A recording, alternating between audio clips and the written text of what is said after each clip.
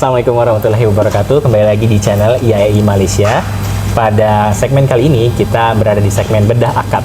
Segmen ini akan membahas aneka produk-produk keuangan syariah dan bagaimana kita bisa memahami strukturnya sehingga kita bisa mengetahui profilnya, resikonya, dan memudahkan kita untuk menentukan jenis-jenis produk keuangan syariah yang bisa kita gunakan untuk kebutuhan kita masing-masing.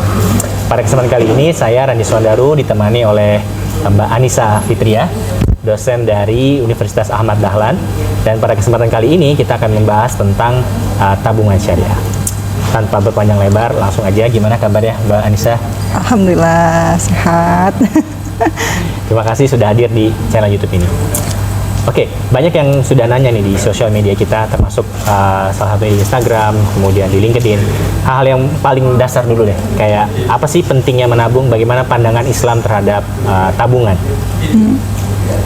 Oke, tabungan itu kan berarti apa ya, menyisihkan dari sebagian yang di luar dari keseharian kita ya. Jadi misalnya ada pengeluaran kita kan mungkin ada penghasilan gitu ya. Lalu ada yang kita gunakan untuk operasional dan ada yang kita gunakan untuk menabung. Kenapa sih nggak semuanya dihabiskan aja gitu ya untuk operasional kehidupan kita gitu ya? Kenapa harus disisihkan nih? Fungsinya apa gitu ya?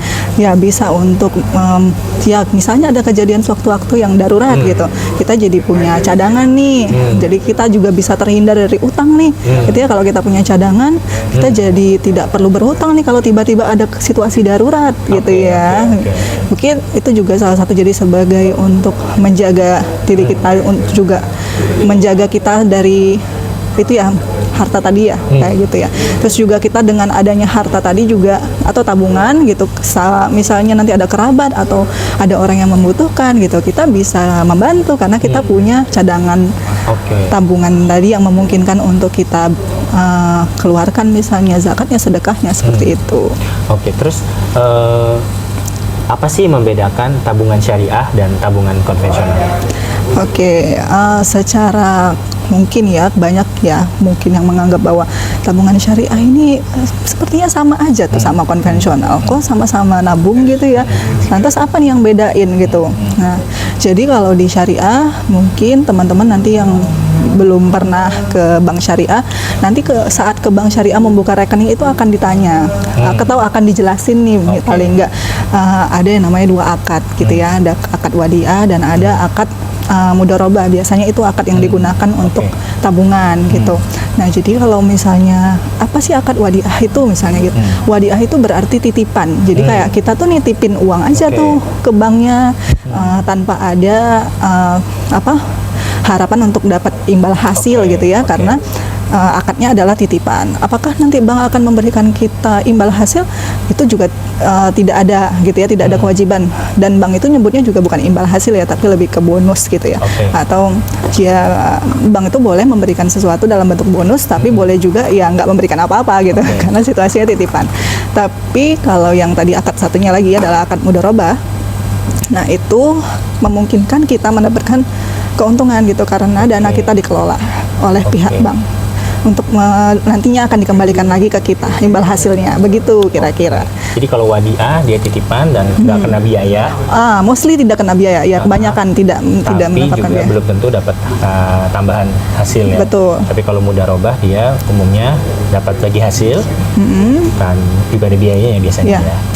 Nah, biasanya walaupun dititipkan, apakah dana kita tidak dikelola oleh bank, itu wadiah juga ada dua jenisnya, ada wadiah yad amanah, wadiah yad damanah ya. Jadi kita biasanya di bank itu adalah sifatnya yad amanah. Jadi memberikan bank itu boleh mengelola dana kita.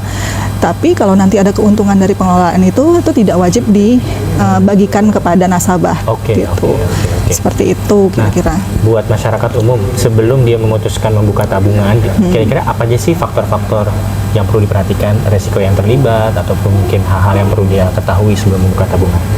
Mungkin memahami dari sisi akad ya, jadi kayak ya mungkin terdengar tidak familiar karena namanya wadiah, pakai bahasa Arab gitu ya, wadiah gitu ya, mudharabah, padahal itu misalnya ya menabung dalam situasi kalau tadi ya akadnya adalah wadiah berarti dititipkan dan kita tidak mendapatkan dari sisi keuntungan tadi. Terus kalau mudharabah berarti memungkinkan adanya keuntungan dan memungkinkan juga kitanya dikenakan biaya ya, misalnya charge dan sebagainya.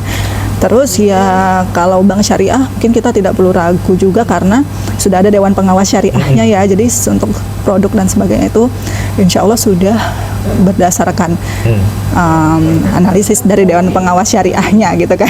Sudah insya Allah ada yang mengawasi. Oke. Nah terus kira-kira bagaimana yang baik buat masyarakat jika mereka punya ketakutan bahwa tabungannya bakal hilang gitu? Nah, untuk tabungan kita apa mungkin hilang? Nah, di Indonesia itu ada yang namanya LPS, Lembaga Penjamin Simpanan. Jadi selama bank itu sudah terdaftar di LPS, kita insya Allah terjamin. Jadi teman-teman nanti kalau misalnya buka rekening gitu perlu dicek mungkin itu biasanya di website banknya ada pasti gitu ya, atau informasi di websitenya LPS gitu kan bahwa bank tersebut sudah terdaftar di LPS gitu. Banyak ya soalnya sekarang bank digital kan. Betul. Yang syariah juga banyak kan yang bisa online gitu untuk itu. Nah jadi pastikan sudah dijamin LPS gitu. Oke, pertanyaan terakhir, apakah jika kita membuka tabungan syariah itu turut membantu pembangunan, ikut membantu masyarakat yang berkekurangan? Ya, seperti prinsip syariah pada awalnya ya, kita tahu bahwa syariah itu saat menghimpun, dia juga memastikan bahwa dana yang dihimpunnya adalah dana yang halal dan dia juga akan menyalurkannya atau mengelolanya dengan cara sesuai dengan prinsip-prinsip syariah gitu ya, yang halal seperti itu.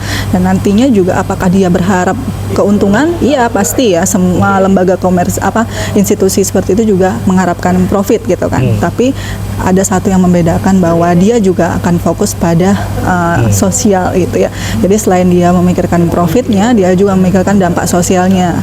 Gimana dari misalnya zakatnya gitu ya. Terus tadi misalnya juga pengelolaan dana-dana yang kebajikan misalnya seperti itu. Terus ya seperti tadi misalnya memungkinkan juga menjadi alternatif gitu ya bagi orang-orang yang sebelumnya tidak mau menggunakan perbankan, jasa bank gitu ya, karena khawatir nih dikelola oleh tidak sesuai prinsip syariah. Dengan hadirnya perbankan syariah itu memberikan alternatif bagi teman-teman yang ingin menabung atau menabung lah, menitipkan dananya di bank syariah gitu ya.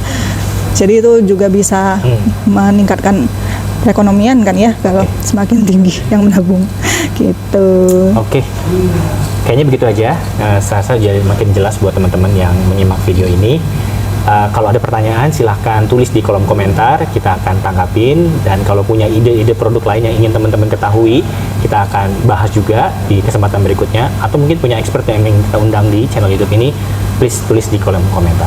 Sekali lagi terima kasih Mbak Anissa atas waktunya. Mas. Jumpa lagi di kesempatan berikutnya. Wassalamualaikum warahmatullahi wabarakatuh. Waalaikumsalam.